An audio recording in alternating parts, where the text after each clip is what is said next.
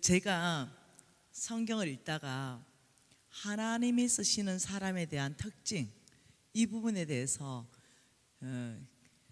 계시받았는데 이것을 우리 홍성근 목사님이 또 강의를 한번 하시더라고요. 그래서 이거 내가 진짜 이거 이해하고 깨달아진 거, 이것이 또 이 스승님의 강의를 통해서 더 확정이 된 거죠. 저는 제 생애에 끊임없이 제가 갈망했던 것은 뭐였냐면 하나님께 쓰임받는 사람 되는 거, 이걸 제 인생에 굉장히 갈망했거든요. 근데 이 원칙이 하나님이 쓰시는 주의 종들에게도 그대로 통하고 세상의 어떤 사회 안에서도 그대로 통하는 원칙이라는 걸 제가 알게 됩니다. 이거는 그냥 보너스 강의예요. 재정 강의하면서 이 강의를 한 적이 단 한 번도 이제까지 10년간 없습니다. 제가 이 홍 목사님, 제가 이 교회에 딱 오니까 우리 담임 목사님께서 저보고 이래요. 지금 입으신 그 남방도 10년 전에 겁니까? 자, 우리 유튜브 제자들 대답 좀 해보세요. 네, 10년 전에 내가 예 이러니까 목사님 웃으세요. 네, 이제 10년 전에 몸으로 돌아가고 있다는 증거입니다. 이제 뚱뚱했던 것이 이제 빠져가고 있다는 걸. 하나님께서 이 여호수아를 쓰셨잖아요. 왜 여호수아를 쓰셨는가? 이 부분에 대해서 성경은 이렇게 말합니다. 모세의 종 여호수아, 늘 이렇게 적어져 있습니다. 성경의 기록이 그냥 여호수아 이렇게 안 적혀졌습니다. 모세의 종 여호수아, 여호수아가 모세를 40년간 섬깁니다. 근데 그때마다 불렸던 여호수아의 이름은 모세의 종 여호수아 이렇게 돼 있어요. 그래서 여호수아 1장 1절부터 9절을 여러분이 다음에 한번 읽어보시면 하나님이 사람을 쓰시는 원칙을 잘 볼 수가 있습니다. 그리고 열왕기상 19장 19절부터 21절도 한번 읽어보시면은 엘리야를 엘리사가 10년간 수종을 듭니다. 이것은 중요한 원칙이에요. 여호수아의 자리, 이 엘리사의 자리는 어떤 자리인가? 늘 여호수아는 자기의 주인의 모세를, 또한 엘리사가 엘리야를 잘, 나의 주인이 잘 일할 수 있도록 모든 준비를 다 하는 자리예요. 준비를 누가 다 한다고요? 네, 밑에 사람이 다 한다는 거예요. 그리고 그 자리는, 여호수아와 엘리사의 자리는 내 주인을 높이는 자리입니다. 자기가 높아지는 자리가 아니라 나의 주인을 높이는 자리예요.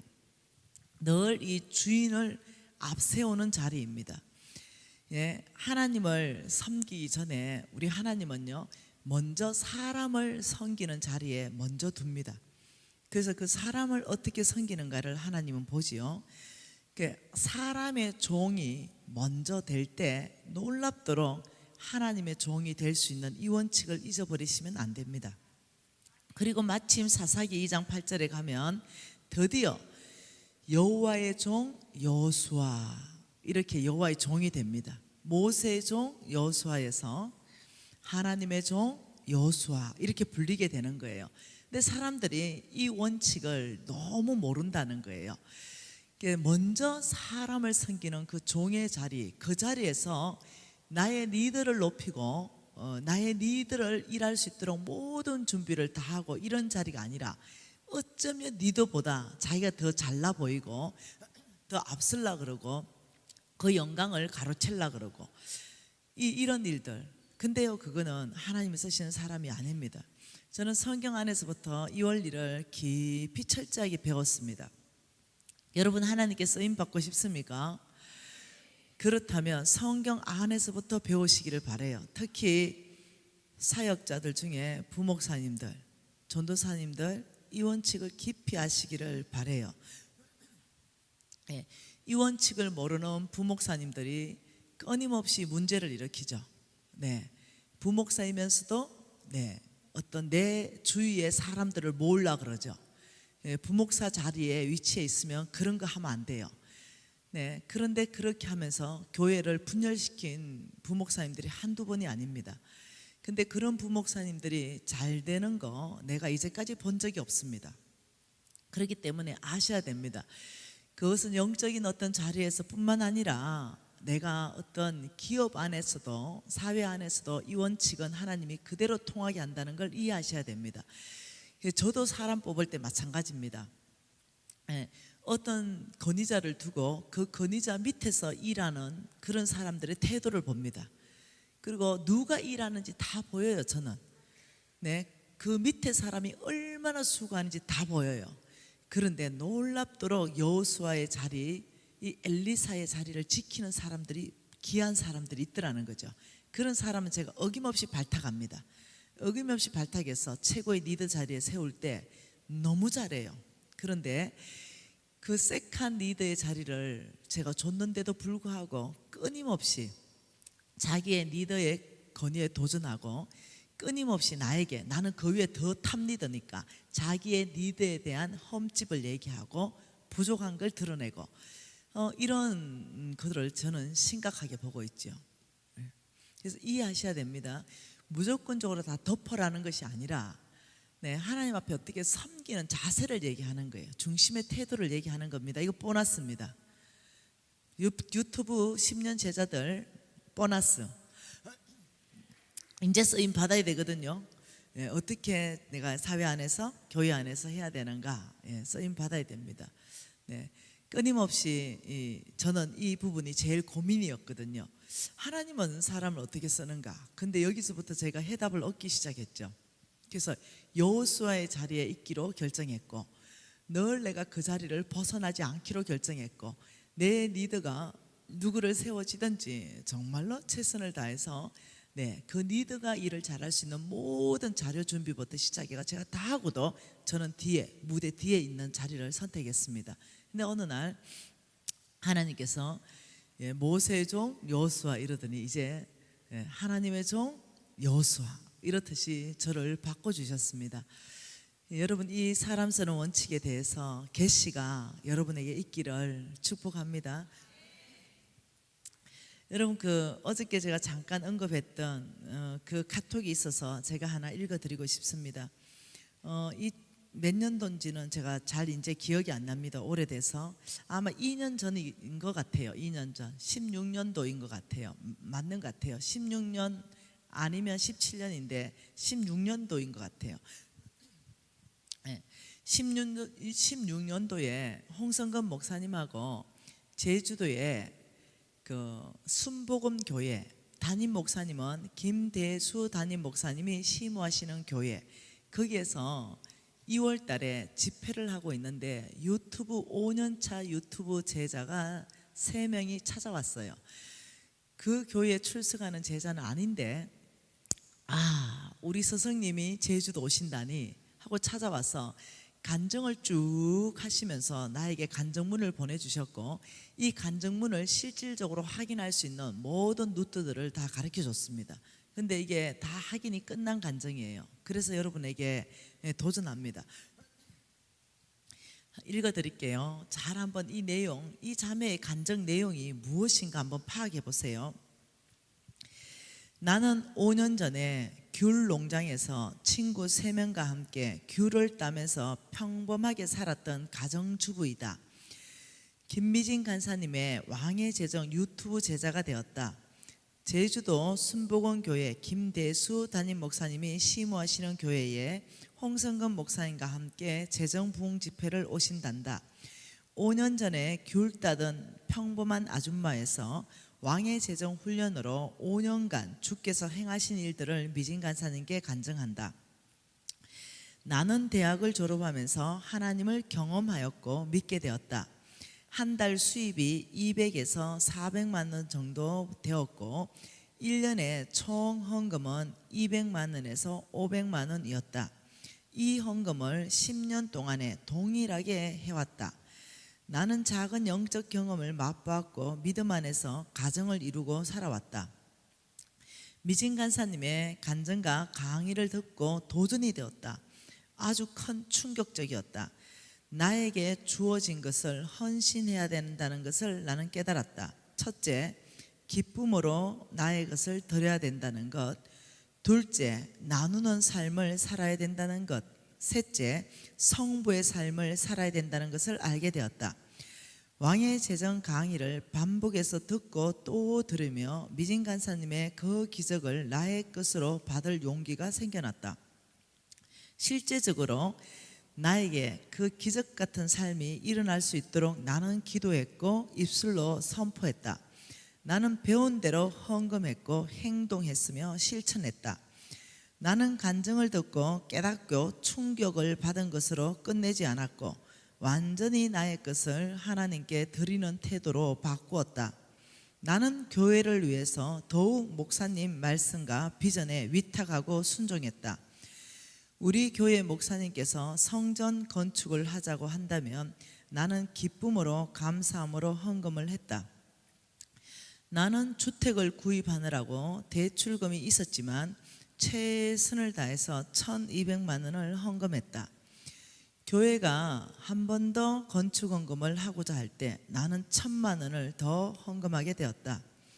교회가 무슨 헌금을 하자고 하면 기쁨으로 열심히 동참하는 것으로 바꾸었다.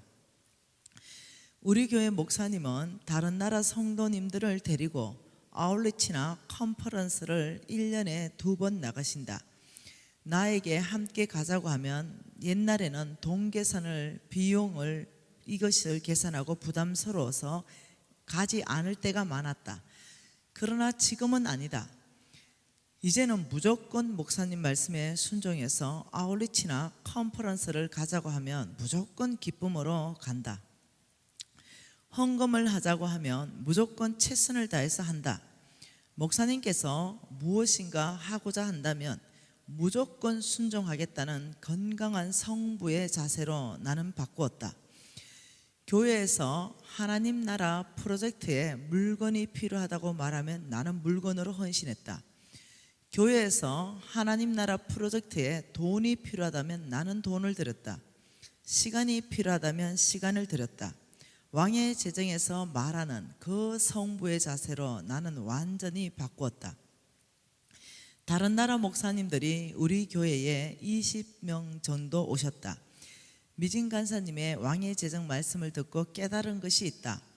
그런 주의 종 성빈들을 섬겨야 된다는 것이다. 제주도 계시는 동안 숙박비를 50%를 후원했다. 올해는 100% 후원하기로 결정했다. 담임 목사님께서 자동차를 사신다고 할 때도 나는 조금 보탰다. 우리 교회에서 다른 지역 교인들을 초청해서 컨퍼런스를 한다고 할 때도 나는 300만 원을 헌금했다. 또한 왕의 재정으로 깨달은 것을 나는 어려운 이웃을 돌봐야 한다는 것이다. 어려운 이웃에게 꼭 필요한 자동차 학원도 등록해 주면서 여러 가지로 그들을 섬기기 시작했다. 그런데 지금부터 너무나 신기한 일이 일어나기 시작했다. 돈이 많이 들어오기 시작하는 것이다. 나는 나의 시간과 나의 재정 또한 교회를 위해서 전적으로 쓰고 있는데 돈은 들어오고 재산은 더욱 늘어갔다. 친정 엄마는 예수를 안 믿는 분이시다. 그런데 너는 뭔가 잘 풀린다고 이야기하시면서 옛날에는 교회 일을 싫어하셨고 돈 버는 일을 적극적으로 도와주시던 그 엄마가 내가 복 받는 걸 보고 이제는 교회 일을 열심히 하는 것을 당연하게 여기신다. 과거에는 총 1년에 200에서 400만 원 정도 헌금 액수가 왕의 재정 훈련과 실천 이후에 완전히 달라졌다. 2014년부터 헌금이 늘어나기 시작하더니 2016년 작년에 교회 장부에 기록된 총 헌금만 3,900만 원이 되었다. 기록되지 않는 헌금까지 한다면 훨씬 많을 것이다. 그만큼 수입이 늘어났다는 증거이다. 2017년 2월 이달 11조만 1,930만 원을 하게 되었다. 2017년 나는 기대되고 앞으로 더 기대된다. 결혼할 때 신혼집도 없었는데 지금은 좋은 이름 있는 아파트에 산다. 나는 하나님과 미진 간사님께 참으로 감사하다. 정말로 왕의 제정에서 말하는 성부, 5년 전 귤 따던 평범한 사람을 성부로 사용해 주셔서 이 모든 영광을 주님께 돌린다.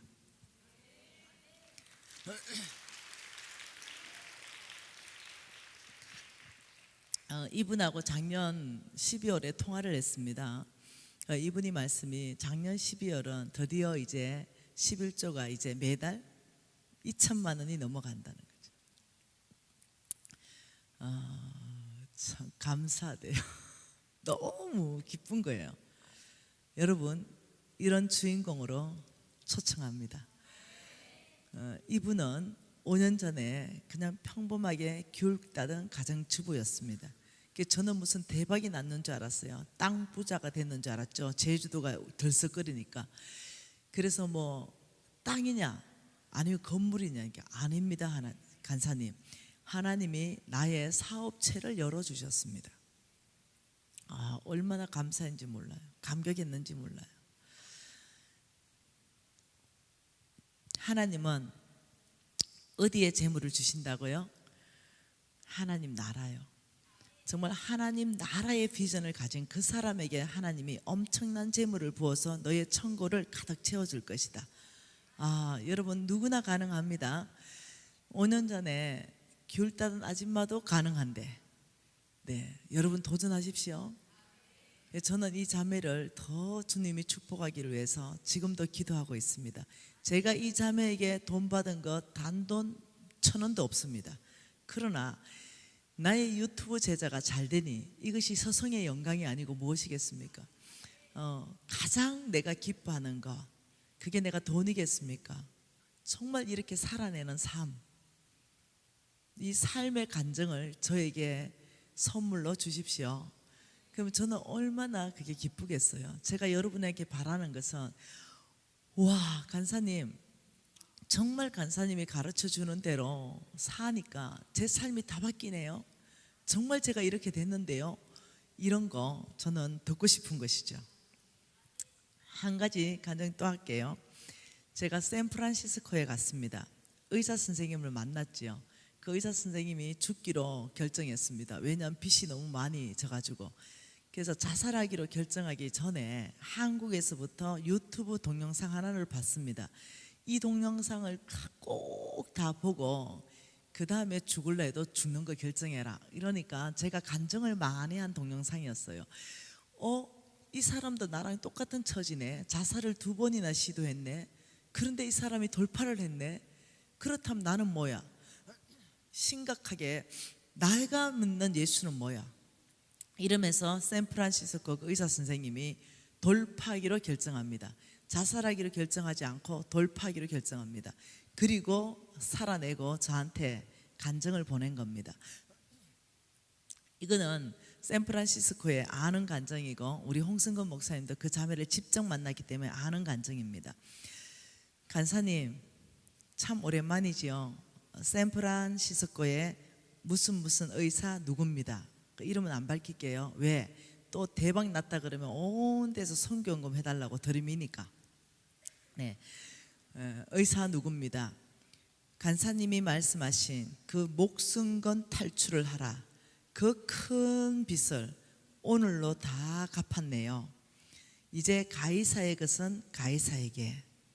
3년 동안 거의 매일 간사님과 홍 목사님을 쫓아다녔습니다. 늘 유튜브로 그 하나 말씀하신 100번 이상 그 말씀을 들으면서 살아냈습니다. 남들은 이제 은퇴를 준비하고 링에서 내려올 준비를 할 때, 저는 지금부터 링 위에 본격적으로 올라갑니다. 내 나이 60. 10%로 사는 삶의 도전을 위해서 제가 도전했잖아요. 90% 남주라, 10% 벤처 타라, 이렇게 도전했잖아요. 10%로 사는 삶의 도전을 위해서. 미진 간사님 정말 고마워요. 감사드려요. 이러면서 네, 또 쭉 있는데 그건 개인적인 얘기예요. 네. 또 2년 만에 빚 전체를 갚고 10%에 도전하는 삶의 간증이 또 있습니다. 미진 간사님, 사랑해요. 왕의 제정책을 오랜만에 꺼내 보았네요. 제가 저에게 선물을 하면서 적었던 메모네요. 참 새롭습니다. 말씀처럼 이 책 한 권의 파워는 정말 대단했습니다. 저는 2년간 인강 인터넷 강의를 100번을 넘게 들었고 왕의 제정 워크북을 구입했습니다. 그리고 훈련하기로 결정했고 모든 신용카드를 잘랐습니다. 그리고 그 많던 빚을 올해 1월 3일부로 체주의 종으로부터 완전히 벗어났습니다. 저는 지난해에 80%로 살아내었습니다. 올해 목표는 70%로 살고 30%를 하나님 나라 주는 것입니다. 저는 조만간에 10%로 살아내고 미신 간사님처럼 90%를 하나님 나라에 설 것입니다. 2017년도 간사님 강건하십시오. 날마다 타락하지 않는 하루에 저는 감사하고, 이러면서 쭉 자기 말을 적었습니다. 여러분, 이 제자들이요 정말로 어떠냐면 어마무시하게 살아낸다는 거예요. 네. 어떤 제자는 망했지요. 완전히 망했고 소망이 끊어졌고 빚지진 않았지만 사업체가 끝나버렸어요. 그리고 왕의 제정학교에 입학하러 왔을 때 배우기 위해서, 훈련하기 위해서, 목숨 건 정말로 훈련을 위해서. 근데 왕의 제정학교 오면 힘들어요. 목숨 건 훈련을 해야 됩니다. 그렇게 3개월을 졸업할 때, 그때 왔을 때 통장에 잔고가 1,400원이 있었습니다. 14,000원인가? 잘 모르겠다. 아무튼 1,400원 아니면 14,000원이 있었어요. 그걸 500명 앞에서 간증했지요. 나는 통장 잔고가 14,000원입니다. 이래 간증했어요. 그리고 반드시 이 훈련을 저는 목숨 걸고 살아낼 것이고 간증을 들고 다시 돌아오겠습니다 했는데 2년 후에 돌아왔죠. 하나님이 2천억을 주셨죠. 그리고 다시 돌아와서 간증을 했죠. 여러분, 믿음이라는 것은 환경을 넘어가는 것입니다. 믿음이라는 것은 내 상황을 뛰어넘는 것이에요. 이게 믿음입니다. 여러분, 환경을 바라보면 믿음으로 살 수 없어요. 환경을 바라봤을 때 10명의 정탐꾼처럼 소망이 끊어집니다. 저 땅은 가연 젖과 꿀이 흐르는 땅이나 환경적으로 불가능합니다. 이런 반응이 나와요. 그 믿음 없는 반응이죠. 그러나 믿음 있는 사람들은 저 땅은 환경적으로 넘기가 불가능하지만 나의 하나님이 말씀하시길 내가 먼저 앞서가서 너희들 앞에 모든 아모리 족속과 헷 족속과 여부스 족속과 가나안 족속들을 다 멸하겠다고 말씀하신 하나님, 우리는 그 하나님이 앞설 것이고 우리는 순종하는 것입니다. 반드시 약속대로 그 약속의 땅에 들어갈 줄 믿습니다. 여러분, 이것이 믿음이라는 거예요. 여러분, 한 말씀 더 봐볼까요? 왜 훈련인가? 여러분, 왜 훈련일까요? 사람들은 너무 강신자예요. 제가 훈련하라니까 일본 학교 어떤 자매님 한 분이 이런 질문을 했어요. 일본의 왕의 제정학교죠. 일본의 왕의 제정학교가 있습니다. NCMN에. 중국도 있죠. 이제 11월 달 생기죠. 시드니도 있습니다. 말레이시아도 있고.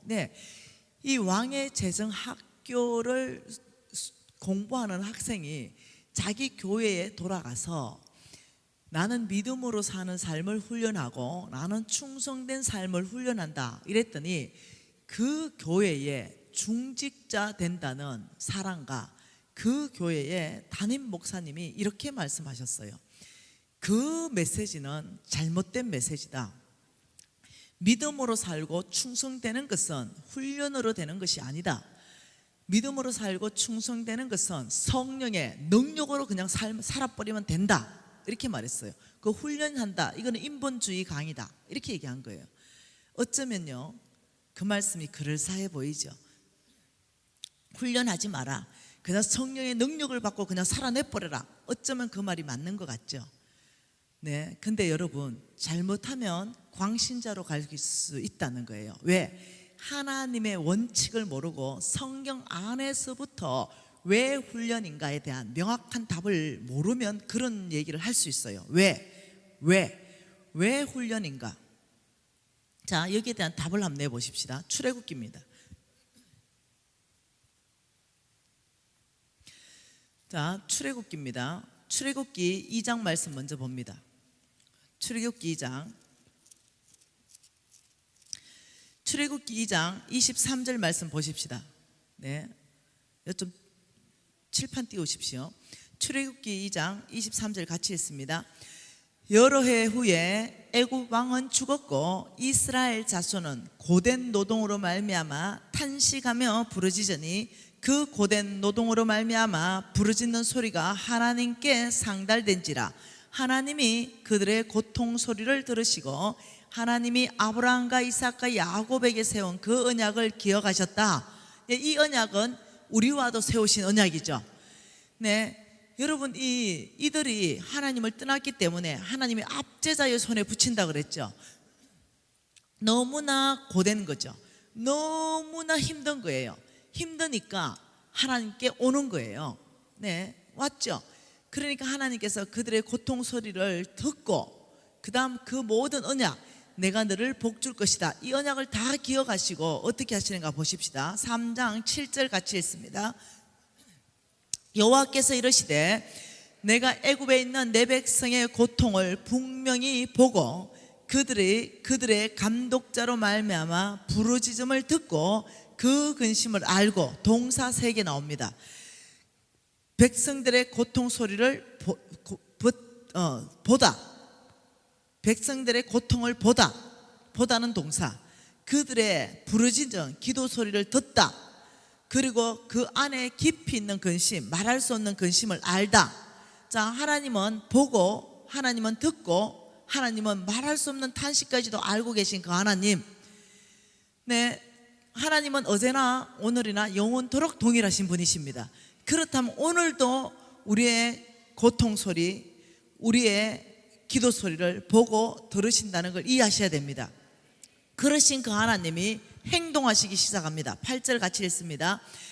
내가 내려가서 그들을 애굽인의 손에서 건져내고 그들을 그들의 땅에서 인도하여 아름답고 강대한 땅, 젖과 꿀이 흐르는 땅, 가나안, 헷, 아모리, 브리스 족속으로 데려가려 하노라. 여기도 동사 3개 나오죠. 내가 내려나겠다, 내가 건져내어 인도하여 데려가겠다. 아, 놀랍습니다. 하나님께서는 그 문제 가운데 내려가겠다. 그 압제자의 손, 애굽인의 손에서 너를 건져낼 것이다. 너의 고통 가운데 내가 내려갈 것이고, 너의 그 문제 가운데 내려갈 것이고, 너의 그 부르짖는 소리 가운데 내가 내려갈 것이다. 그리고 내가 건져낼 것이고 약속대로 아름다운 땅으로 데려갈 것이다. 그 하나님, 자, 잘 아세요. 그런데 왜 훈련인가? 우리 하나님 누구신가? 고통 소리를 보고 나의 힘든 부르짖음을 듣고 내 근심을 알고 내 고통 가운데 내려오고 건져내시고 인도하여 아름다운 땅으로 데려가시는 그 하나님. 그런데 왜 훈련인가? 여러분, 여기서 2가지를 배워야 됩니다. 첫째, 나는 정말 하나님이 내려오실 수 있도록, 하나님이 신방할 수 있도록 나는 정말 주님 앞에 전심으로 부르짖고 있는가? 내가 하나님 앞에 나가서 부르짖고 있는가? 아니면 까마귀를 보내는 하나님은 잊어버리고 그 까마귀만 바라보고 사람들에게 부르짖고 있는가? 날마다 내 필요를 사람들에게 부르짖는가? 아니면 내가 하나님의 전능자 손에 나의 필요를 맡겨드리면서 기도하는가? 네, 여러분, 까마귀를 보내시는 하나님 앞에 나가십시오. 그 까마귀를 바라보지 마십시오. 이렇게 말했습니다. 시편 146편 3절에서 5절은 도울 힘이 없는 인생을 의지하지 마라. 야곱의 하나님을 자기 도움으로 삼는 자가 복이 있도다. 근데 대부분 사람들이 하나님에게 도움을 청하러 가는 것이 아니라 나를 도와줄 만한 힘이 없는 인생들에게 가서 도움을 청한다는 거죠. 저는요, 하루에 수백 통의 메일을 받고 수천 통의 카톡을 받습니다. 그게 뭔지 알아요? 다 도와주세요 하는 거예요. 다 도와주세요. 이거 도와주세요, 저거 도와주세요. 우리 비서가 한 번은 계산했습니다. 한 달에 김미진한테 도와달라고 하는 돈이 얼만큼인가 싶어서 1조 원이에요. 1조 원. 네. 난 부도납니다. 난 부도나. 내가 어떻게 다 도와주겠어요? 다 보면은 생명의 문제들이에요. 그 내가 응답 안 하면 치사하다 그러고 뒤에서 내 욕하죠. 이런 사람 돌파 못해요. 자, 하나님께서 다 하실 것 같은데 왜 훈련인가? 그 일본의 그 목사님과 그 일본의 그 중직자가 한 말, 그 왕의 세상학교에서 훈련하라, 그 말은 틀렸다. 그는 인본주의다. 믿음으로 살고 충성된 것은 훈련이 아니라 그냥 성령의 능력을 받아서 산다. 이거 멋있는 말 같죠? 이거 훈련 안 하고 그렇게 살면 좋을 것 같죠? 그런데 너무 성경적 원리를 모른다는 거예요. 하나님이 일하시는 방법을 너무 모른다는 거죠. 왜요? 출애굽기 23장 보십시다.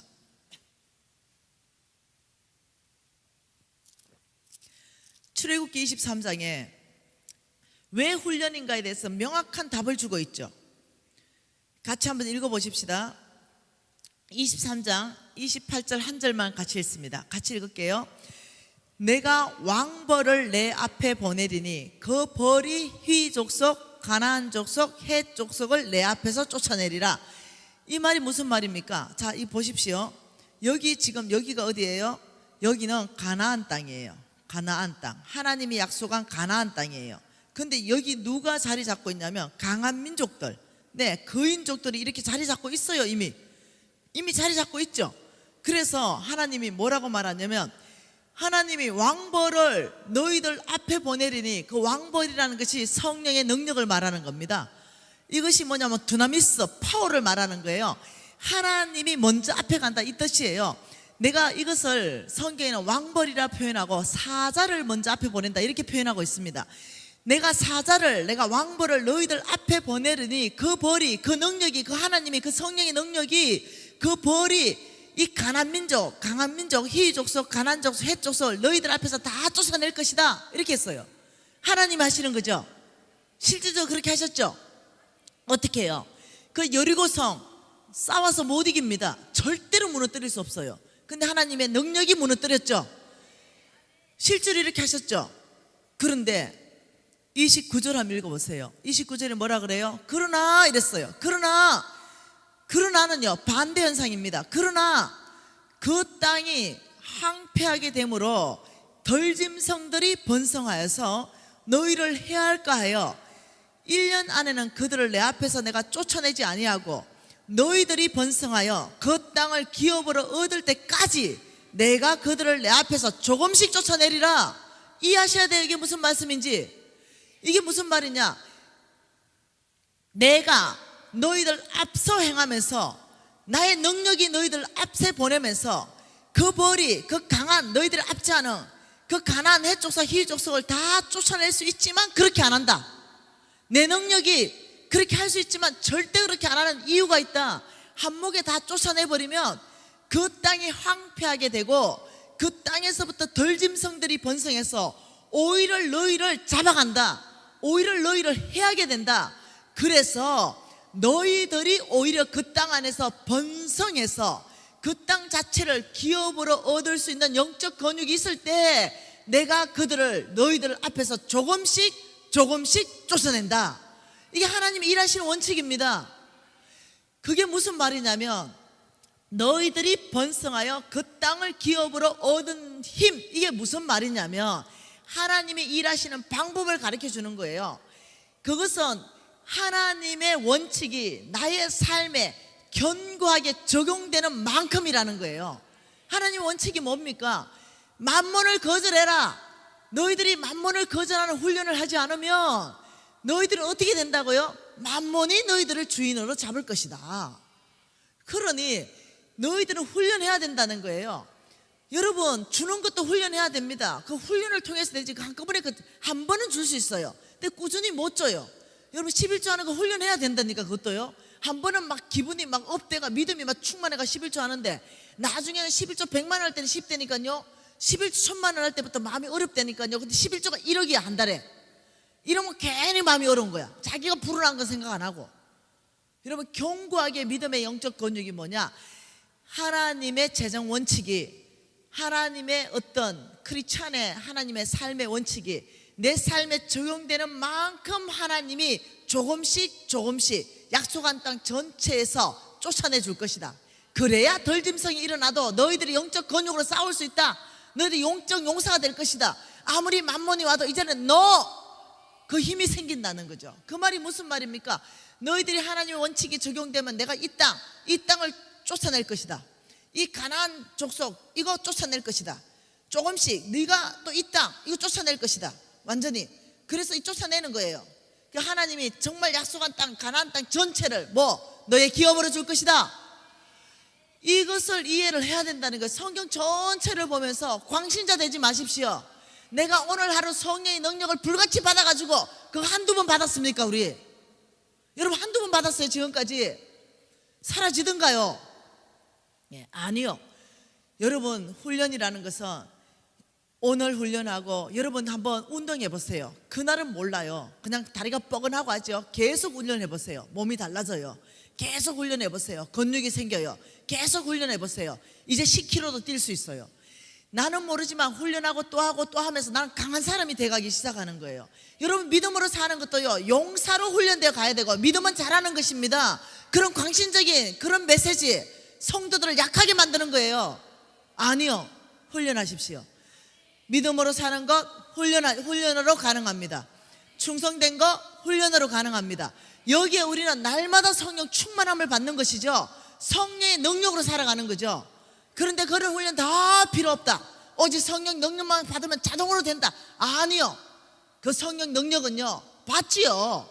그런데 여러분 앵꼬 안 나던가요? 앵꼬 충만하게 받았는데 한 2달 가니까 물병에 물이 다 빈 것처럼 11조 하는 것까지 다 흔들려 버리잖아요. 그런데 끊임없는 훈련을 통해서 왜 훈련하는가? 왜 훈련인가?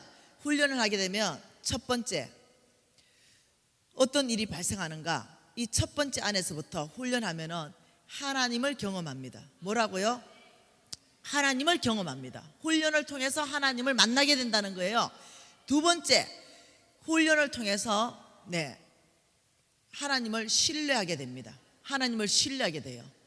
왜? 하나님을 경험했기 때문에 하나님을 태산같이 신뢰하게 되는 거죠.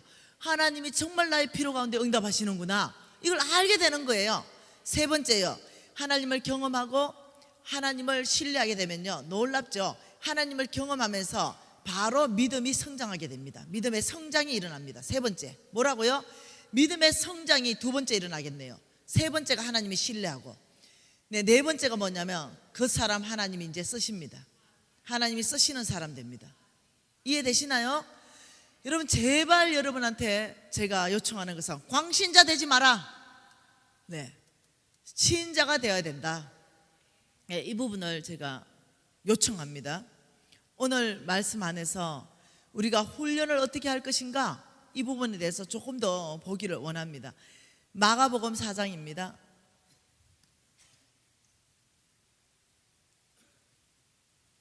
여러분 마가복음 4장 다 아시는 말씀이에요.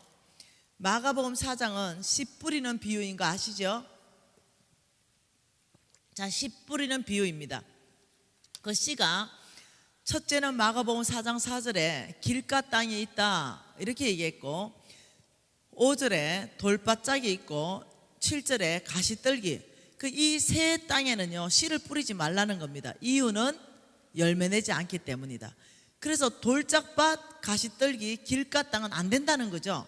하나님은 이 땅을 싫어해요. 왜? 열매 없으니까. 우리 예수님은 열매 없는 거 찍어버려라. 길가 땅, 그 다음 돌밭, 그 다음 가시떨기밭. 이 땅은 열매가 없다. 그러니 이 땅에는 씨 뿌리지 말아라. 헛수고다.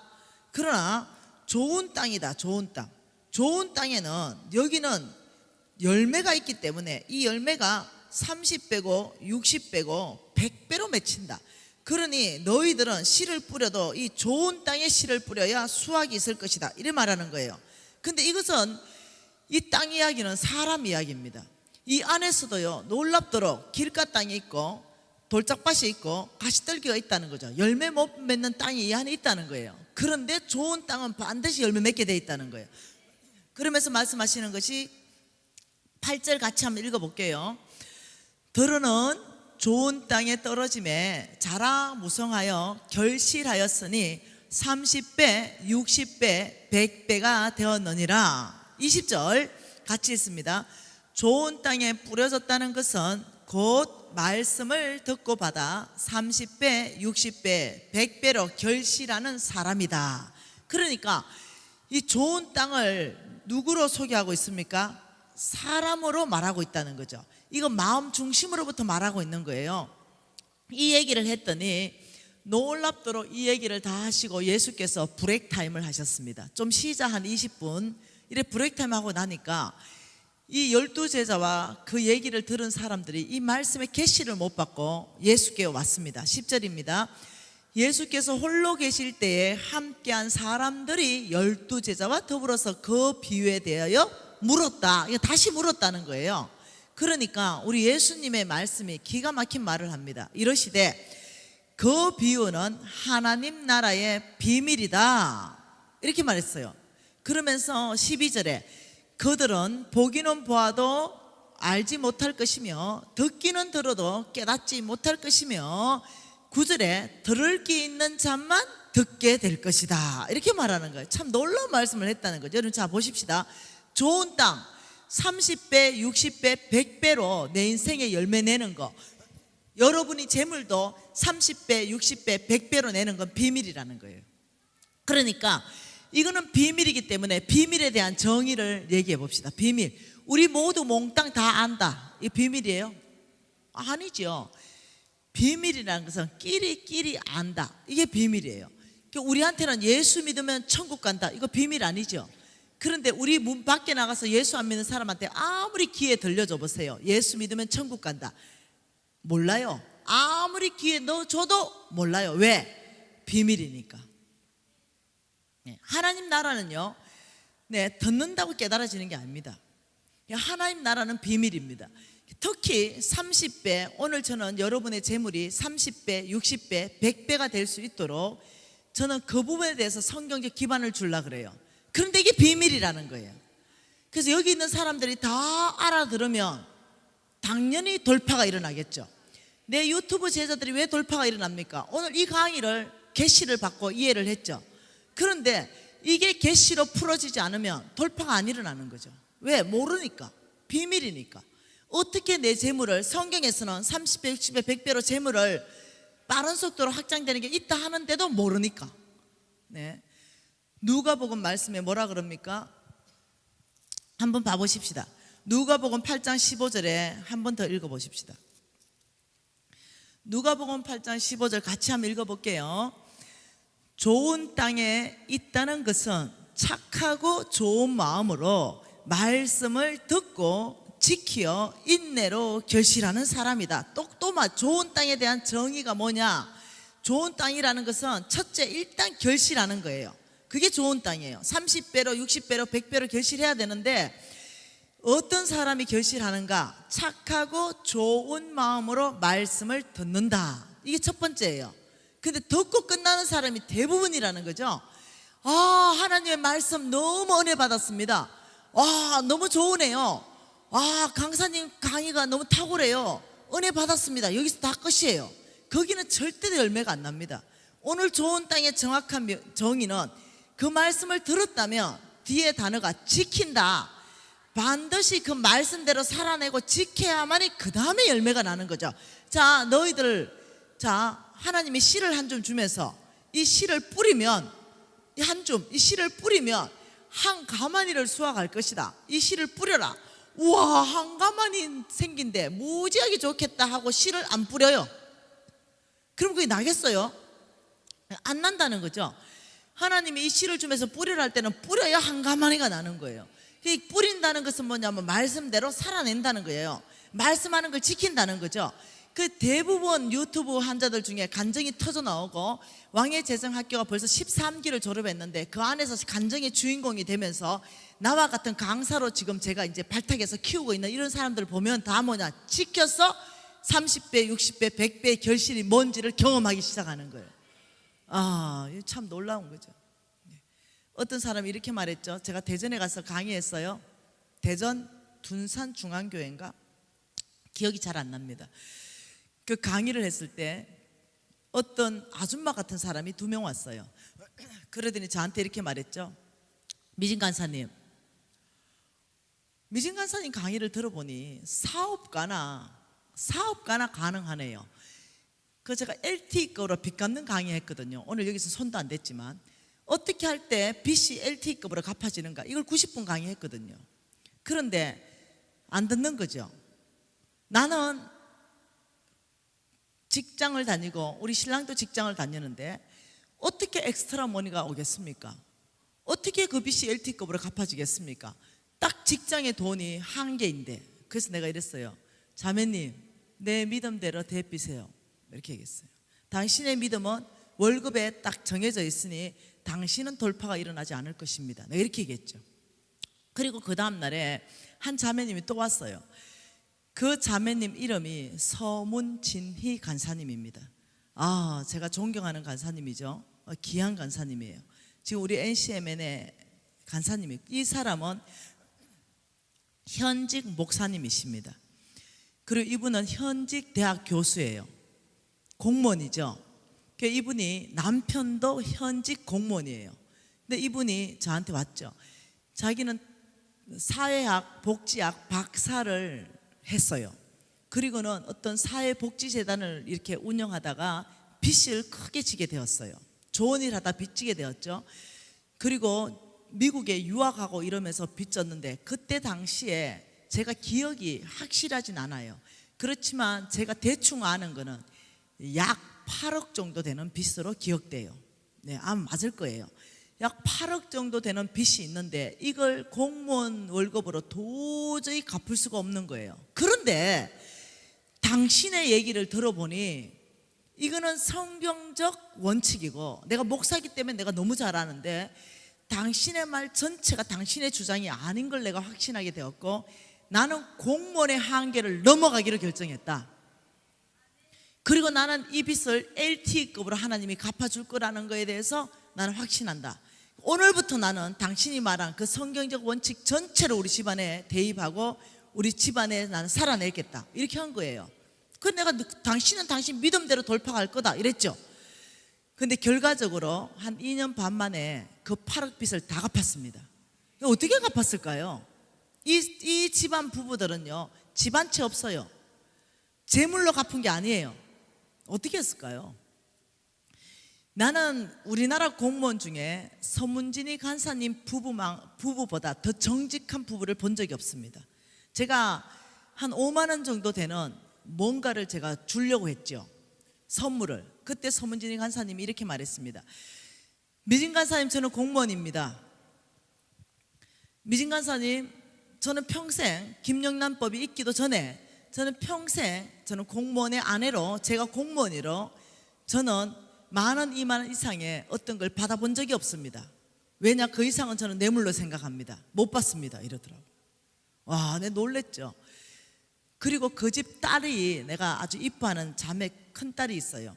그 딸이 보니까 핸드폰이 액정이 다 깨져가지고 내가 그 액정 바꾸는데 15만 원 해요. 그 내가 딸한테 뭐라고 했냐면, 내가 15만 원 줄 테니 이 액정을 바꾸라 했죠. 근데 너무 간사님 고마운데요, 저는 정직한 공무원의 딸입니다. 평생을 저는 공무원의 딸인 걸 잊어버리지 않았고, 저는 그걸 우리 엄마 아버지 사는 모습대로 저는 받고 안 받을 것입니다. 근데 마음은 너무 고맙습니다. 저는 이 가정처럼 그렇게 거룩하고 진실되게 하나님 앞에 서 있는 사람을 본 적이 없어요. 네. 그러면 무슨 방법일까요? 네. 하나님이 어떤 방법으로 그 2년 반 만에 그 약 8억이라는 빚을 다 갚아버렸을까요? 하나님이 아주 급속하게 이 두 분의 몸값을 완전히 바꿔버립니다. 몸값. 네. 남편은 여러분 말하면 졸도해버립니다. 대한민국에서 최고위급 간부로 성진으로 시켜버렸습니다. 네. 지금은 청와대에 들어가 계십니다. 네. 부인도 마찬가지죠. 하나님 놀라우시죠? 하나님 놀랍도록 일하시는 걸 봤습니다. 여러분 이해하셔야 돼요. 믿음이라는 것은 나의 한계를 넘어가는 거예요. 믿음이라는 것은 나의 상황을 넘어가는 것입니다. 믿음이라는 것은 말씀의 기반 안에 반응하며 말씀대로 내가 살아내는 게 믿음이에요. 여러분 모두가 소망이 있는 거예요. 물러나지 마십시오. 여러분 포기하지 마세요. 여러분이 아빠라고 부르시는 그 하나님은 전능자이십니다. 그 하나님은 신실하신 분이에요. 그 하나님 말씀하시길 아브라함의 씨 너희들을 내가 반드시 복주고 복주며 창대하고 창대하게 하리니 너는 복의 근원이 될지라. 너를 축복하며 온 땅이 너를 통해서 하나님의 나라를 세우는데 내가 너를 쓸 것이다. 믿음 있는 자는 쓰임 받을 것이요 믿음 없는 자는 별 볼일 없이 살게 될 것입니다. 여기에서 우리가 영적 근육 훈련하셔야 됩니다. 그래야 하나님께서 우리를 압제하고 있는 압제 애굽인의 손에서 건져내면서 조금씩 그것을 다 물러가게 하면서 내가 이제 견고하게 속부를 청산하고, 내가 아무리 돈이 많아도 내가 속부되지 않고, 내가 아무리 돈이 많아도 만몬에 장악되지 않고 내가 하나님 나라를 위해서 살기 시작할 때 우리 땅 전체 하나님이 약속한 대로 이 가나안 땅 전체를 하나님이 나의 땅으로 주실 것이에요. 여러분, 이러기 위해서 도대체 재물이 어떻게 빠른 속도로 30배, 60배, 100배가 불어날 수 있는가, 이 부분에 대해서 성경 안에서 보고 싶다는 거죠. 여러분, 재물에 대해서 삼천구절을 통해서 올바른 태도가 있습니다. 재물에 대한 올바른 태도는 성경에 세 가지로 정리할 수 있습니다. 그 첫 번째 태도는 재물의 노예가 되지 않는 겁니다. 재물의 노예가 되지 않고 재물을 오히려 노예로 다스리는 겁니다. 이렇게 하려면 우리는 어떤 삶을 훈련해야 됩니다. 이거는 자동으로 되는 게 아니에요. 내가 얘기했잖아요. 믿음으로 사는 것은 영적 지위가 있다고 목사님이라고 선교사님이라고 장로님이라고 권사님이라고 자동적으로 사라지는 게 아니다. 믿음으로 사는 것은 이제 교회 다닌 지 1년밖에 안 됐다, 그렇다고 못 사는 것도 아니다. 믿음으로 사는 것은 높은 영적 위치가 보장하는 것도 아니고 신앙생활 30년, 40년, 50년 모태 신앙이라도 되는 게 아니다. 내가 믿음으로 사는 걸 훈련해야 된다고 얘기한 거예요. 믿음으로 사는 삶을 훈련해야 됩니다. 믿음으로 사는 삶. 믿음으로 사는 삶을 어떻게 훈련하는가? 하나님 말씀에 순종하고 말씀하신 그 하나님을 신뢰하는 것, 끊임없이 행동이 따라가는 것, 주님이 말씀하셨다면 그대로 한번 해보는 것, 끊임없이 그게 순종이죠. 이래야만이 여러분이 재물을 노예로 다스릴 수 있는 거죠. 여러분, 재물을 노예로 다스린다, 재물에 노예되지 않는다, 이 말은 이거예요. 재물을 노예로 다스린다, 이 말은요, 내가 재물을 일시키는 거예요. 제가 노예로 다스린 적이 있죠. 예를 들면 이런 겁니다. 제가 3천만 원씩 3대의 차를 샀습니다. 그리고 제가 아프리카 탄자니아 인시안 선교사님한테 보내면서 이렇게 말했죠. 자, 3천만 원씩 4대입니다. 4대. 1억 2천만 원치 차를 샀으니까 그 4사람한테 선교사한테 줬죠. 그러면서 이렇게 말했습니다.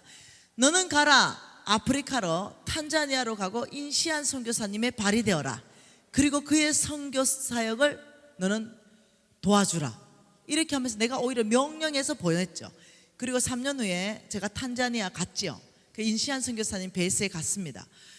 그리고 그 내가 파송한 그 노예를 봤죠. 보니까 뭐 5kg, 10kg, 20kg 이런 옥수수 가루가 그게 실려져 있었어요. 그런데 애가 퍼져 있었어요. 라이트가 다 깨진 거예요. 이를 만해서 눈태가 밤태 됐어요. 그리고 이 범벅 엉덩이도 다 터져 부었고. 그 물어보니까 그때의 온도가 우리 온도계로 50도였어요. 진짜 숨이 안 쉬어졌어요.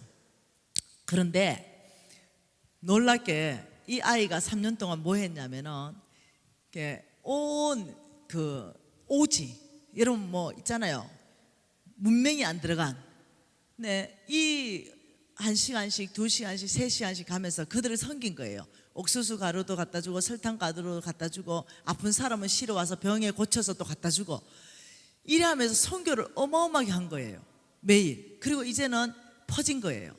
그 내가 그날 이런 생각했습니다. 야, 3년 동안 내가 선교한 걸 한번 얘기해보고 얘가 선교한 걸 해보니까 얘가 더 많이 한 거예요. 그 내가 이랬어요 그날. 야, 네가 나보다 낫다. 야, 네가 선교사다. 근데 그때 우리 홍성근 목사님이 지금 이 강의 해준 거, 제가 지금 4일간 강의한 모든 강의는 우리의 스승님 홍성근 목사님의 강의입니다. 나는 그의 제자이고 여러분 또 나의 제자가 되는 거죠. 네, 그러니까 와, 그 강의, 재물에 노예되지 말고 재물을 노예로 다스리십시오, 이게 뭔 말인지 그때서 이해했다니까요. 얘가 내 노예인 거야. 왜? 내가 너는 가라, 탄자니아에 가서 아프리카에 인시안 선교사님 발이 되어라 했더니 그 목적 그대로 발을 댄 거예요. 그래가지고 그날 내가 20kg 옥수수 가루 지고 100m 배달하고 왔으면 나는 그날 순교했어요. 순교. 난 못해. 근데 이 녀석은 그걸 3년간 다 한 거죠. 내가 그때서야 이 강의를 그때서야 이해하게 되었습니다. 그래서 주님이 나한테 한 말씀 했죠. 네가 파송한 이 노예의 모든 수고는 그날에 내가 너의 상급으로 기록했고 인시안 선교사와 함께 상급받게 될 것이다. 내 너무 감격했어요. 그래서 차 한 대 더 사줬어요.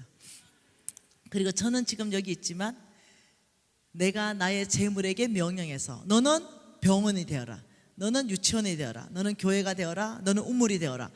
온 사방에 나의 노예들은 나의 상급을 쌓고 있다는 거 여러분 아실 거예요. 여러분 그날에 우리 주님 앞에 섰을 때 여러분 면류관이 여러분하고 다를 거예요. 네, 저는 그날의 상급을 바라보면서 정말 기쁘게 살고 있습니다. 나는 여러분과 상급이 다르기를 원해요. 네, 정말 다른 사람과 상급이 다르기를 원해요. 그래서 다른 삶을 선택했어요. 이 땅에 부를 쌓는 것이 아니라 영원히 죽지 않는, 이 땅에 육신은 벗지만 영원히 벗을 수 없는 그 영원한 세계 안에서 하나님 앞에 섰을 때 내가 할 수 있는 최선을 다하고, 요한복음 17장 4절 말씀, 이것이 내가 죽을 때 새겨지는 내 묘비문입니다. 그게 뭐냐? 아버지께서 내게 하라고 하신 그 일을 내가 이루어 이 세상에서 아버지를 영화롭게 하였습니다. 내 죽고 나면 이거 세게 달라 이랬어요. 내가. 네, 우리 유진이 알아요. 내 죽으면 그 묘비문에 그거 새길 거. 저는 그 묘비문 새길 만큼 살려고 작정했습니다. 내가 허락되는 만큼 이 세상에서 아버지를 영화롭게 하는 것, 아버지가 내게 하라고 하신 그 일을 내가 하는 것. 여러분 이것이 뭔가 큰 일을 해야 됩니까? 저처럼 교회를 100개 세워야 돼요? 아니요. 아버지가 여러분에게 하라고 하는 그 일을 하면 되는 거예요. 어떤 사람에게는 자식을 서너 명 주면서 자식을 잘 믿음으로 키워라, 이게 아버지에게 받은 사명이면 그거에 목숨 걸면 돼요. 그것이 상급일 수 있습니다. 이해되나요? 무엇이든지 하나님이 나에게 하라고 한 그것이 상급이지, 나에게 하나님이 100을 요구했는데 내가 10밖에 못했다. 근데 그 10이 여러분보다 더 클 수 있어요. 근데 그게 아니라는 거예요. 하나님이 나에게 하라고 하는 그 일을 내가 이루어 아버지를 이 세상에서 영화롭게 했다. 여러분 모두 갈 수 있는, 도전할 수 있는 삶이죠. 재물의 노예가 된다는 건 뭡니까? 돈이 있다 그러면 해라, 돈이 없다 그러면 못한다. 돈이 있고 없음이 결정 기준.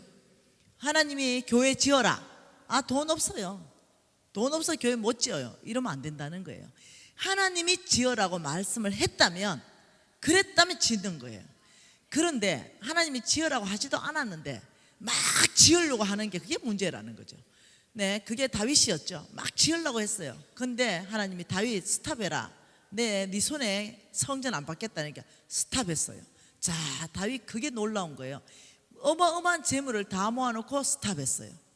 네, 엄청나죠. 그래서 다윗인 거예요. 근데 그 어마어마한 재물을, 역대상 29장을 다 읽어보면 어마어마한 재물을 준비해놓고 스탑했다. 여러분 그만큼 재물이 많으면요 스탑 못하거든요. 하나님 가만 좀 계셔보세요, 내가 멋지게 성전 하나 지어 드릴 테니까 이러거든요. 근데 하나님이 다윗에게 하라고 하신 일은 성전이 아니었어요. 그러니 다윗이 하나님이 나에게 하라는 게 성전이 아니기 때문에 이걸 내가 안 하는 것이 하나님께 순종하는 거예요. 무조건 성전 건축 많이 했다고 상급이 아니라니까요. 하나님이 나에게 하라는 그것을 하는 게 상급이라니까요. 모두에게 하나님은 공평한 기회를 주시는 분이십니다. 돈이 없어요. 근데 하나님이 교회 지어라, 돈이 없어요. 다음 세대를 위하여 선교센터 지어라, 돈이 없어요. 어떻게 할래요? 예 지요. 하나님이 지어라는데요. 바로 우리가 하겠습니다. 주님, 이때가 우리 모든 교인이 재물이 불어날 때입니다. 아버지, 이때가 사업가들이 축복받을 때입니다. 이때가 사업문이 열어질 때입니다. 이때가 우리가 전도하면 부자들이 딸려올 때입니다. 아버지, 어쩌든지 돈을 사방에서 보내주셔서 예라고 대답한 우리 교회 가운데 그 일을 성취할 수 있도록 하나님 재물을 부어주십시오. 먼저는 순종이죠. 그리고 기도하고 돈이 오면 하면 되지요. 돈이 계속 안 온다. 그러면 내 때는 기도하고 다음 때에서 하면 되지요. 네. 이해되나요? 내가 말하는 근본은 뭐냐면 순종을 말한다는 거죠. 두 번째는 재물에 대한 올바른 태도. 두 번째는 재물을 보물처럼 소유하지 마라. 뭐라고요? 재물을 보물처럼 소유하지 말라는 거죠. 뭡니까? 관리하라. 관리. 재물은 관리하는 것입니다. 이렇게 하려면 너희들은 어떤 삶을 훈련해야 되냐면 청지기의 삶을 훈련해야 된다. 청지기. 청지기는 심고 거두는 삶을 훈련합니다. 네, 하나님이 심으라는 곳에 심고 하나님이 거두라는 것 거둔다. 자, 우리가 지금 오늘 두 번째 강의는 여기에 집중적인 강의가 될 것이고, 이것이 재물의 배가가 일어납니다. 그 다음 시간 강의 굉장히 중요하다는 강의예요. 자, 세 번째, 장막 생활을 훈련해라. 이 장막 생활을 훈련하려면 우리는 어떤 삶을 우리는 훈련해야 되냐면 단순하게 살아야 됩니다. 단순한 삶. 이 단순한 삶은요, 하나님이 주라면 주고요, 받을 자격 없지만 하나님이 받으라면 그냥 받는 것입니다. 네, 제가 2억 1천만 원 그거 받을 자격이 있겠습니까? 그런데 유진이 전세감으로 2억 1천만 원을 주시는 하나님, 참 놀라운 분 아니겠어요? 받았습니다. 그리고 유진이는 기도하니 또 다른 자매를 축복하면 좋겠다. 또 그 흘러보내고 얼마나 아름답습니까? 네, 그 하나님이 또 유진이에게 채워줄 거라고 저는 믿고 있습니다. 하나님 늘 그러시는 분이죠. 네, 여러분, 이 세 가지 중에 이게 재물에 대한 올바른 태도인데 다 강의를 못했습니다. 한 1번, 2번, 3번 강의 하나하나가 다 100분 이상짜리 강의이기 때문에 오늘 이제 10분 정도 쉬고 청지기의 삶, 나의 재물을 배가시키는 방법에 있어서 이게 무엇인가, 이 부분에 대해서 집중적으로 제가 한 100분 정도 강의하고 모든 강의를 마무리하려고 합니다. 흥미 있습니까? 하나님 아버지 감사합니다. 우리 가운데 정말로 축복하기 위해서 이 성경적 올바른 재정 원칙을 배우게 하시니 감사합니다. 하나님 아버지, 우리가 믿음으로 정말로 주님이 맡겨주신 달란트의 비유와 머나 비유를 통하여 정말 하나님은 배가 하기를 원하시고, 우리의 재물을 배가 할 때 더 많은 것을 맡기고 더 열골의 건세를 맡겨서 하나님 나라를 더 확장한 것처럼 맡겨진 아버지의 이 재물에 배가 할 수 있는 방법을 아버지의 계시로 성령의 능력으로 말하게 하시고 성령의 능력으로 이해하게 하셔서 모두가 하나님 나라의 간증자로 세워주시옵소서. 좋은 땅 되기를 원합니다. 아버지, 주님의 이름을 높여드리는 사람 되기를 원합니다. 예수님 이름으로 기도합니다. 여러분, 행복한 밤입니다. 네, 처음에 이렇게 말합니다. 90분짜리 2개씩 4일간 한다 이러면 아우 지겨워라, 어떻게 다 듣지 이러는데 금방 갔죠? 네, 이 돈 이야기이기 때문에 그래요. 네, 하나님 말씀, 어떻게 우리의 재물이 배가 될 것인가, 여기서부터 우리가 오늘 지금 이 시간 한 시간 집중하셔야 됩니다. 중요한 시간이에요. 하나님 말씀은 고린도 후서입니다.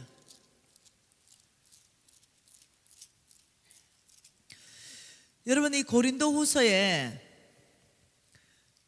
8장, 고린도후서 8장, 고린도후서 9장, 고린도후서 8장, 고린도후서 9장. 자, 8장의 소제목 한번 읽어보세요. 풍성한 연보. 고린도후서 9장 소제목 읽어보세요. 가난한 성도를 섬기는 연보. 그러니까 고린도후서 8장과 고린도후서 9장은 다 무슨 이야기입니까? 돈 이야기입니다.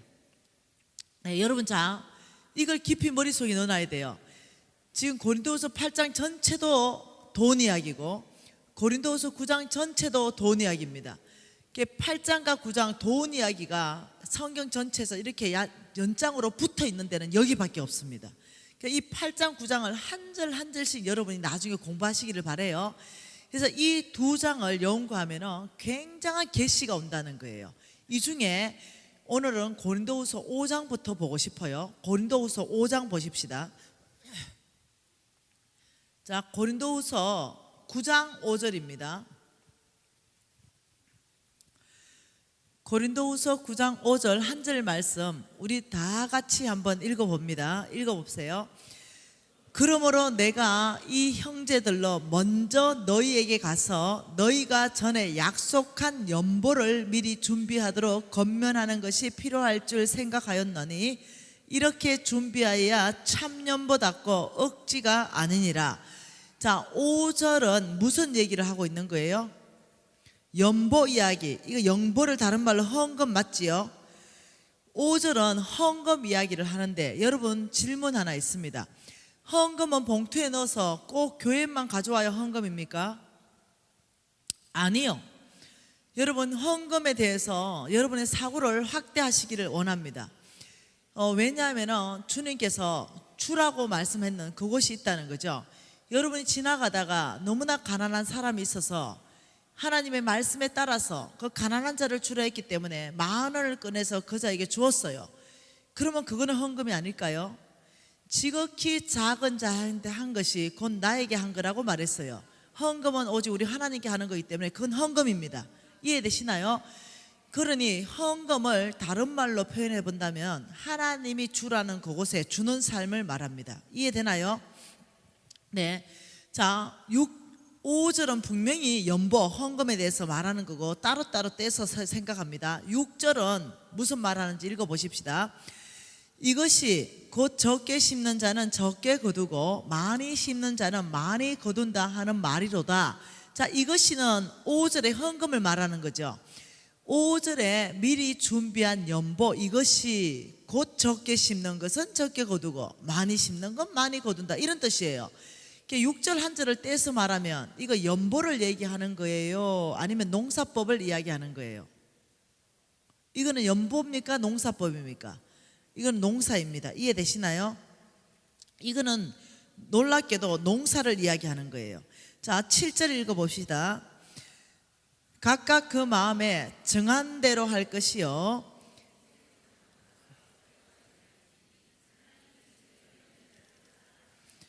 각각 그 마음에 정한 대로 할 것이요 놀랍게도 인색함으로나 억지로 하지 마라.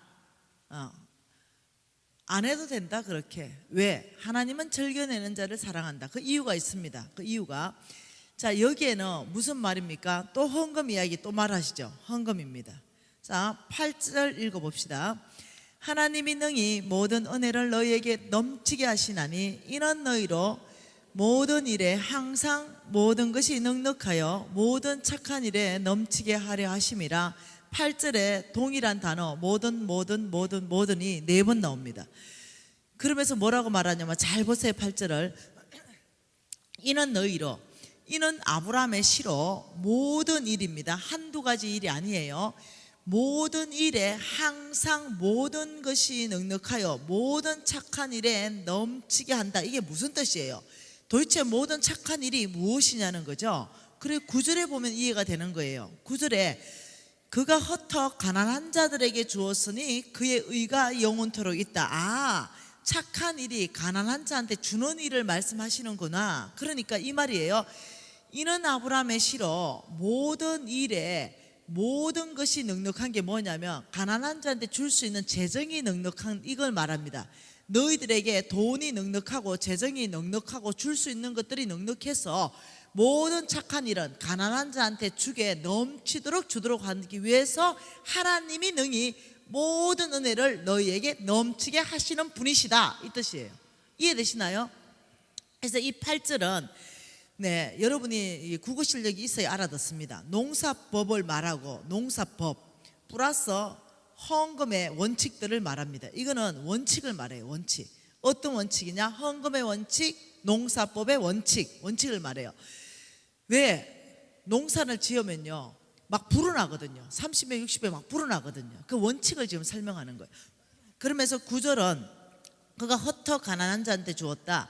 이 흩어, 농사를 지을 때도 한꺼번에 짓는 것이 아니라 씨를 싹 뿌려서 흩어서 짓잖아요. 그러니까 이 9절 역시도요 농사를 짓는 법과 헌금을 하는 법을 같이 말하고 있습니다. 지금 시간이 없어서 일일이 설명 안 합니다. 자, 10절 같이 읽습니다. 심는 자에게 씨와 먹을 양식을 주시는 하나님이 너의 심을 것을 주서 풍성하게 하시고 너의 의의 열매를 더하게 하신다. 이거 농사법이죠. 심는 자에게 씨와 먹을 양식을 주신다. 자, 11절은 뭡니까?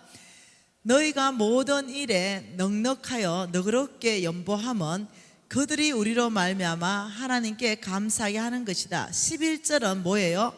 이거 헌금을 말하는 거 맞죠? 그러면 이제 칠판 좀 봅시다. 이 고린도후서 8장과 9절은 무슨 이야기라고요? 돈 이야기예요. 근데 헌금 이야기입니다. 근데 이 돈 헌금 이야기를 하나님이 놀랍도록 헌금은 농사다.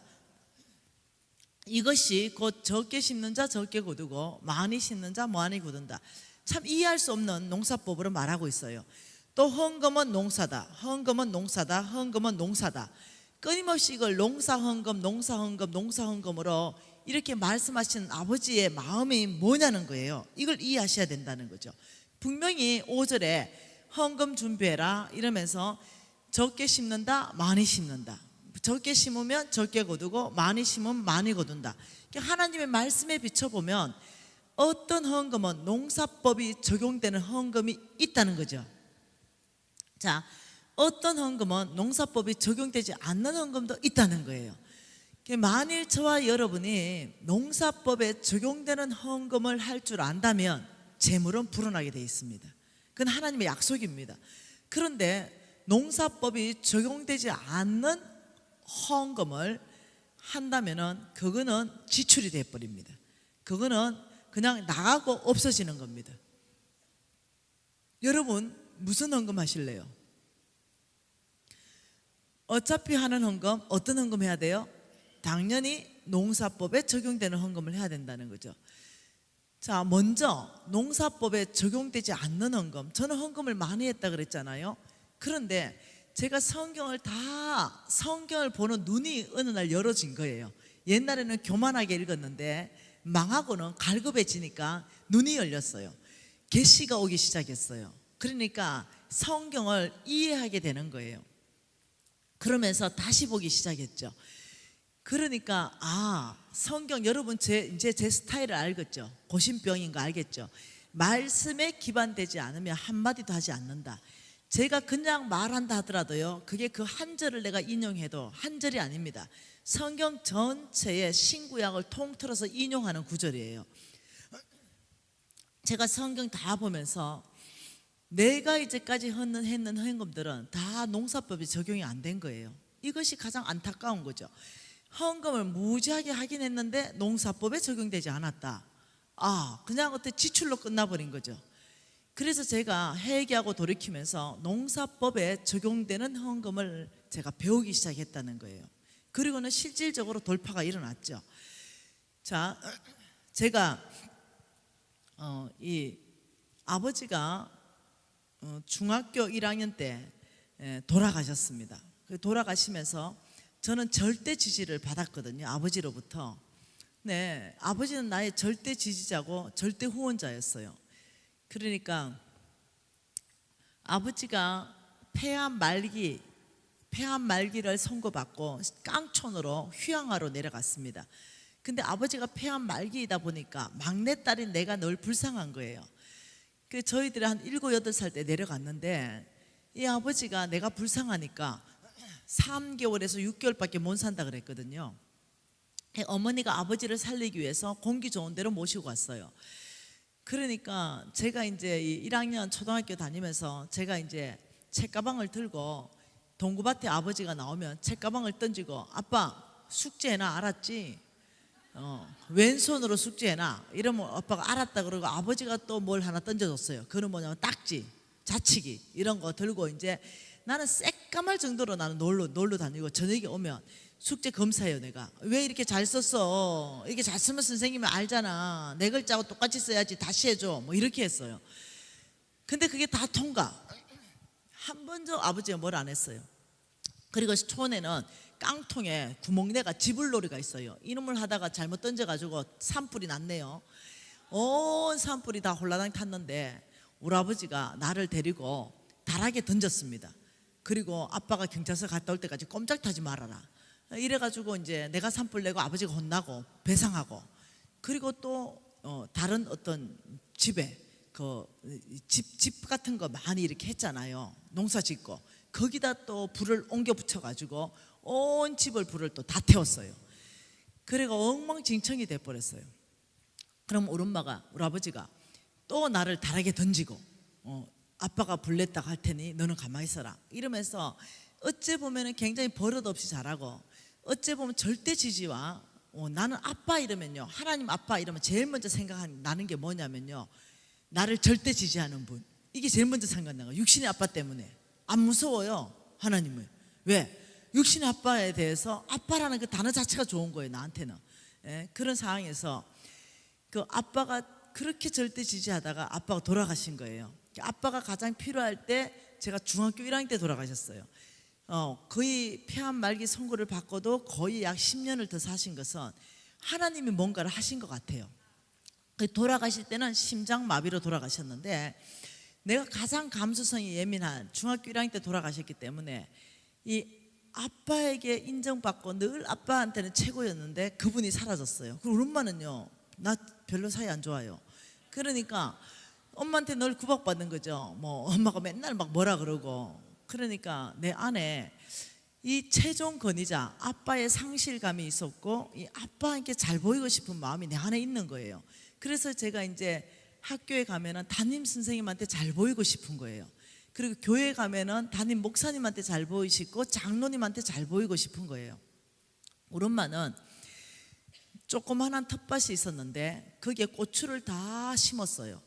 그리고 빨간 리본을 다 매놓고 노란 리본을 다 매놔요. 그리고 우리 딸들을 데려갔죠. 그리고는 여기 빨간 리본 매진 것은 처음 고추가 열린 거고, 이거는 우리 담임 목사님 드릴 것이다. 그리고 노란 리본 매놓은 것은 우리 장로님 드릴 것이다. 장로님을 담임 목사님처럼 섬기고 담임 목사님은 예수님처럼 섬겨라. 우리 엄마는 장로님을요 태상같이 생각해요. 오늘도 내가 유진 아빠 이러니까 허허 장로님을 이렇게 얘기해요 집에서도. 그만큼 장로님에 대한 존경을 어릴 때부터 저는 가지고 자랐어요. 다른 사람하고 좀 다릅니다. 저는 장로님 이러면 목사님들도 안수해서 기름 부어 세웠고 장로 역시 안수해서 기름 부어 세웁니다. 굉장히 중요한 위치라는 거죠. 그래서 저는 옛날부터 이 장로님에 대한 마음이 정말 목사님만큼 존중하는 마음이 늘 있었습니다. 그러다 보니까 우리 장로님한테도 잘 보이고 싶고 우리 목사님한테도 잘 보이고 싶고, 이런 상황에서 제가 어떻게 사업하게 됐고 어떻게 대한민국 상위 1%까지 갔는지 오늘은 여러분에게는 간증할 시간이 없었어요. 다른 유튜브에 간증해 놓은 걸 참고하시면 좋겠어요. 그래서 제가 이제 부자가 됐는데 우리 교회에서 이렇게 교회를 짓는데요. 예. 그래 교회 선교관 무슨 이런 걸 짓는데요. 이럴 때 내가 20대였어요. 전 대학 다닐 때부터 사업했으니까 내가 얼마를 해야 될까? 교인들 전체가 작정하는데 내가 얼마를 작정해야 우리 담임 목사님의 마음을 기쁘게 해드릴까? 내가 얼마를 작정해야 우리 장로님들의 마음을 정말 기쁘게 해드릴까? 이게 그냥 목표예요. 네, 하나님의 성전을 사모함으로 내가 할 수 있는 최선의 일이 아니고, 어떻게 하면 담임 목사님과 장로님들을 기쁘게 하고 내가 어느 정도 해야 담임 목사님을 봐도 얼굴에 체면이 좀 사지, 내 면이 좀 살지. 내가 부자인지 알고 내가 성공한 사업가인지 아는데 내가 어느 정도 해야 체면이 살까? 어느 정도 해야 담임 목사님한테 체면이 살고 장로님한테 체면이 살고 뭔가 좀 교제하는데 어렵지 않을까? 이렇게 한 거예요. 그래 생각해 보니까 그때 당시에 한 1억은 해줘야지. 지금도 1억은 큰데요. 한 1억 정도는 해줘야 내가 면이 살지. 이런 생각이 드는 거죠. 그래서 1억을 했어요. 이런 게 손실이라는 거예요. 이런 게 지출되는 헌금이라는 거예요. 이해되시나요? 누구를 위해 헌금해요? 나를 위해서요. 네. 이것을 성경 안에서 제가 증명할 수 있는 게 너무 많은데, 근데 지금은 시간이 안 된다는 거죠. 나를 위해서 나는 헌금한 거예요. 하나님을 위해서 하나님을 사모함으로 헌금한 게 아니라, 역대상 29절을 보면은 다윗은 하나님의 성전을 사모함으로 금을 3,000달란트를 내놨어요. 그걸 오늘날로 헌금으로 바꿔보면요 5조 원입니다. 그러니까 내가 하나님을 사모함으로 다윗은 5, 6조 원 사비를 가지고 하는데도요 솔로몬은 아닙니다. 나를 위해서 연못을 파고, 나를 위해서 수목을 기르고, 나를 위해서 남녀노비도 많이 사고, 나를 위해서 여자들도 많이 가르고, 나를 위해서 사업을 했다. 전도서 전체 이야기가 그겁니다. 완전히 대조됩니다. 그렇듯이 나의 중심은 뭐냐면은 나를 위해서 담임 목사님하고 교제를 하고 싶고, 좀 체면을 좀 유지하고 교회에 이렇게 하는 거, 이것은요 내 상을 내가 얼마나 받았겠어요. 담임 목사님 칭찬 얼마나 받고, 장로님 칭찬 얼마나 받았겠어요. 너는 이 세상에서 좋은 거 다 받는 거죠. 이해하셔야 됩니다. 헌금할 때 그 주체는 하나님을 사모함으로, 하나님이 주체가 돼야 되지, 내가 체면 유지하기 위해서 헌금하는 거, 이게 계산이 안 된다는 거예요. 근데 나는 그렇게 했어요. 여러분은 잘했죠. 나는 그렇게 한 거죠. 내 체면 때문에. 네, 저는 11조 할 때도요 온전한 11조를 하는 게 아니고, 내 체면 유지하기 위해서는 얼마 정도를 해야 될까, 이 생각을 하는 거죠. 그 11조 못 할 때도 있었어요. 왜? 11조 할 때거리가 없으니까. 망했는데 뭔 11조요. 그런데도 체면 유지하기 위해서요 일수를 빌려가 11조 했다니까요. 네, 그만큼 헌금을 하는 주체가 뭐냐면 정말로 그냥 내 체면 유지, 이게 나는 너무 중요한 사람이었던 거죠. 그래야 인정받고, 그래야 이제는요 안 그래요. 이제는 다 달라졌어요. 그러면서 나는 정말 이 농사법의 헌금을 내가 몰랐구나. 이 농사법의 헌금을 해야만이 하나님께서 분명히 너희들이 신고 거두는 법칙이 있다는데, 이걸 내가 모르고 하니 내가 이게 지출이 된, 헌금을 했지만 나는 그냥 교회에다 헌금하면 다 하나님께 한 줄 알았어요. 근데 그게 하나님은 늘 뭘요? 행동을 보는 게 아니라 중심을 보는 거죠. 네가 나한테 했는가, 네 체면 유지를 했는가. 옷 사입은 거하고 뭐가 다르겠어요? 내가 그 돈을 그냥 옷 사입고 관계하고 내 체면 유지한 거하고 뭐가 다르겠어요? 그러니까 여러분, 오늘부터는 정말 헌금하는 태도를 바꾸시면 좋겠어요. 어차피 하는 거 마음의 중심을 온전히 바꿔서 관계도 아니고 체면도 아니고 오직 하나님 앞에 심겨지는 농사법의 헌금이 있다는 거 이해하시기 바랍니다. 그러면 이 농사법의 헌금은 무엇을 농사법의 헌금이라고 하는가, 이 부분에 대해서 좀 잘 보고 싶습니다. 자, 여기에 지금 뭐라 그러냐면 8절에 하나님이 능히 모든 은혜를 너희에게 넘치시게 하시나니, 이건 재물이라 그랬죠. 이는 너희로 하여금 모든 일에 항상 모든 것이 넉넉하여 모든 착한 일에 넘치게 하게 하십니다. 그가 흩어 가난한 자들에게 주었으니, 이러면서 무엇을 얘기하냐면 농사법의 헌금을 얘기하면서 가난한 자를 얘기하고 있다는 거예요. 이해되시나요? 그러니까 이 땅에 지금 누가 있어요? 가난한 자. 이 땅에 가난한 자, 이 자에게 너희들이 주는 게 지금 뭐냐면은 농사법이다, 이 말하는 거예요. 이 자에게 주는 것이 없어지는 돈이 아니다, 지금 이 얘기를 하고 있는 거죠. 그러니까 여기는 하나님이 계시는 하늘나라예요. 내가 지나가다가 가난한 자한테 주면은, 가난한 자한테 내가 만일 10,000원을 줬어요. 그럼 내 통장에 분명히 마이너스 10,000원이 나는데, 놀랍도록 하나님께서는 이게 10,000원이 사라지는 게 아니라 여기는 하늘은행, 내가 만들어 놓은 하늘은행에 너희 돈이 플러스 10,000원으로 적립된다, 이 얘기를 지금 하고 계신다는 거예요. 그러면서 하늘은행에서부터 이자율을 주겠는데, 너희들이 만일 필요할 때 나는 이 이자율을 너희들에게 풍성하게 주겠다, 지금 이렇게 얘기한다는 거예요. 여러분, 하늘은행 있습니까? 어디에, 어떻게 알아요? 하늘은행 있는 거? 항상 말씀이죠. 하늘은행이 내가 진짜 있는가? 이렇게 하면 여러분, 모든 거는요 내 생각을 하면 안 됩니다. 영적 도서 아닙니다. 성경에 있다고 말하는가? 마태복음 6장 말씀 보십시다. 마태복음 6장 19절 말씀 한 절 읽어봅니다. 너희를 위하여 보물을 땅에 쌓아두지 말라. 거기는 종과 동록이 해하며 도둑이 구멍을 뚫고 도둑질하느니라. 자, 보물을 땅에 쌓지 말아라, 이 말은 저축하지 말라는 말이 아니에요. 우리는 저축을 20% 해야 됩니다, 최소한. 그러니까 너희를 위해서라는 거죠. 하나님을 위해서가 아니라 너희를 위해서 얘기하는데 보물을 땅에 쌓지 말라. 이거는 속부되지 말라 이 말입니다. 쌓고 또 쌓고 또 쌓고 또 쌓고 하나님께 인색하고 너희를 위해서만 자꾸 쌓으면 좀 동록 도둑이 그것을 구멍을 뚫는다. 속부 재물 없어진다고 얘기했지요. 너희를 위해서 얘기하는데 20절에 뭐라 그럽니까? 오직 너희를 위해서 보물을 하늘에 쌓아두라. 하늘에 보물을 쌓을 하늘 은행이 있다는 거예요. 이해되시나요? 거기는 왜 오직 너희를 위해서냐? 좀도 없고 동록도 없고 구멍 도둑도 없다.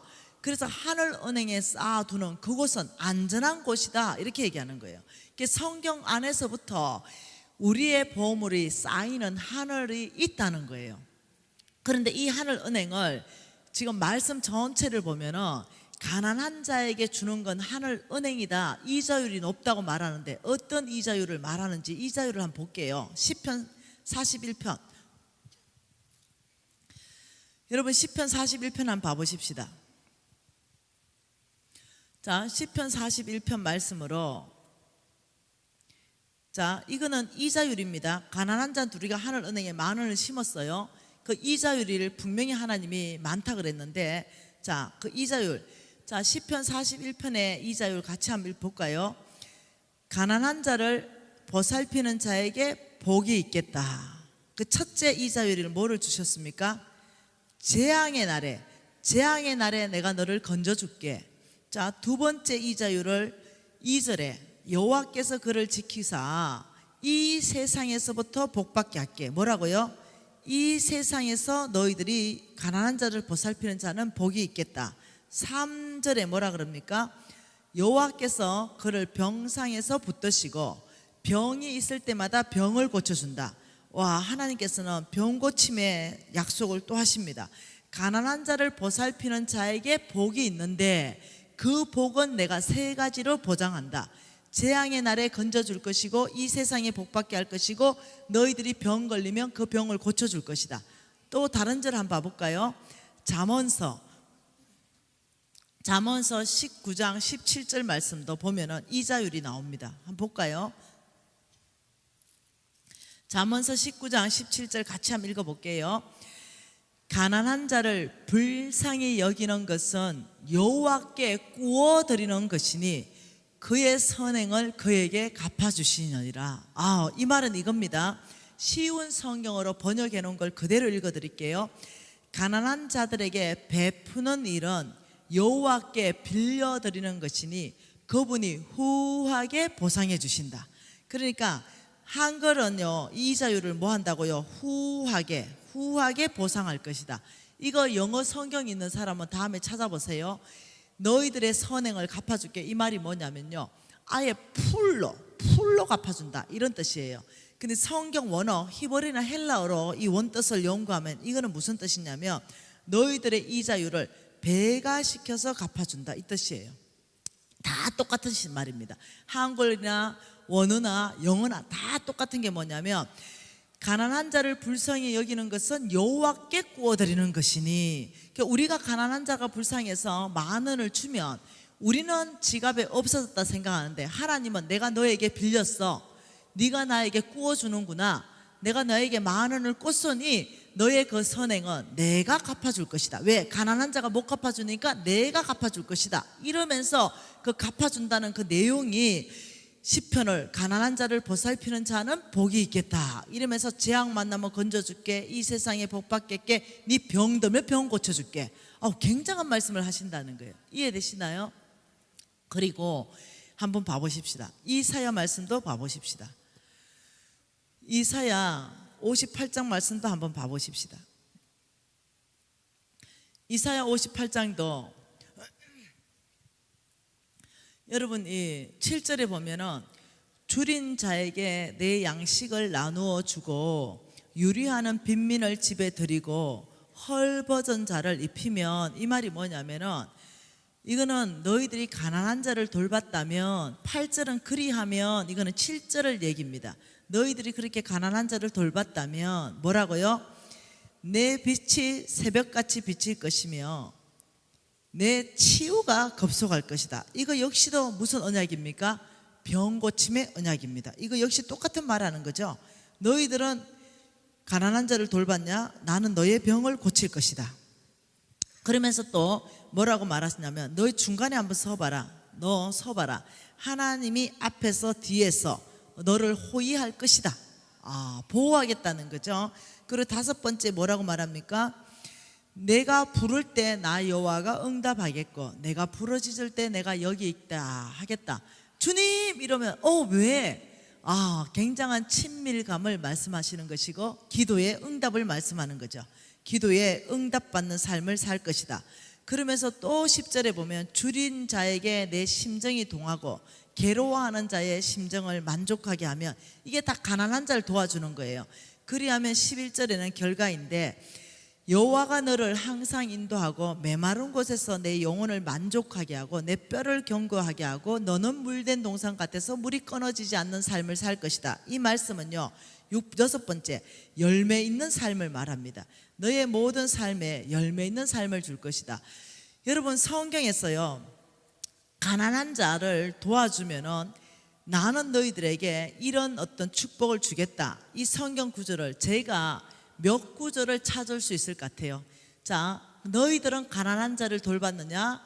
그것은 하늘 은행에 너희들이 저축하는 것이고 여호와께 구워드리는 것이니 너의 선행을 갚아줄게. 이러면서 재앙 만날 때 건져주고 이 세상에서 복받게 하고 병 고쳐주고 내가 너를 앞뒤로 호위하고 기도에 응답 주면서 삶의 열매를 줄 것이다. 이런 비슷한, 거의 이 안에 들어가는 이 약속을 하나님은 몇 번 하셨을까요? 1500번.